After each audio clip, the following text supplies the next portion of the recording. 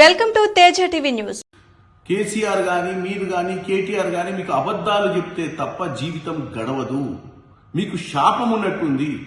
ఈ రోజు ఒక సీక్వెన్స్ ఆఫ్ ఇన్సిడెంట్స్ తీసుకొస్తూ ముఖ్యమంత్రి రేవంత్ రెడ్డి గారి ప్రజాభవన్ లో జరిగినటువంటి మీటింగును సంతరించుకొని ఆంధ్రప్రదేశ్ ముఖ్యమంత్రి తోటి ఉత్తమ్ కుమార్ రెడ్డి దంపతులు విజయవాడకు పోయిన విషయాన్ని కూడా మీరు క్రోడీకరించి దానికి అనుసంధానం చేసి తెలంగాణ ప్రజల మనసులో బనకచెర్ల ఇష్యూకి తెలంగాణలో ఉన్నటువంటి కాంగ్రెస్ ప్రభుత్వానికి ముడిపెట్టే ప్రయత్నాన్ని ముందే పసిగట్టి మేము చెప్పినాము.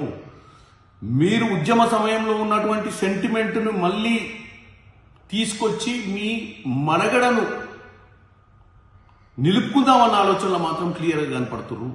ఎందుకంటే మీ ఏ బేసు దొరుకుతలేదు మీకు. చివరికి మీకు ఒకటే చెప్పదలుచుకున్నా, మీరేం చెప్పినా ఈ ప్రజాపాలన ఈ కాంగ్రెస్ ప్రభుత్వం ప్రజల కోసమే పోరాడుతుంది. ఈరోజు బనకచెర్లకు ఎన్విరాన్మెంటల్ శాఖ అంటే పర్యావరణ శాఖ అనుమతులు ఇవ్వకపోవడానికి కారణం మేము అని చెప్పుకునే ప్రయత్నం మీరు పదే పదే చేస్తున్నారు. దీనికి కాంగ్రెస్ పార్టీ ముఖ్యమంత్రి రేవంత్ రెడ్డి గారు ఢిల్లీకి పదే పదే ఇరిగేషన్ శాఖ మంత్రితోటి వెళ్లి చేసినటువంటి ప్రయత్నాల వల్లనే ఈరోజు ఇది ఆగిపోయింది.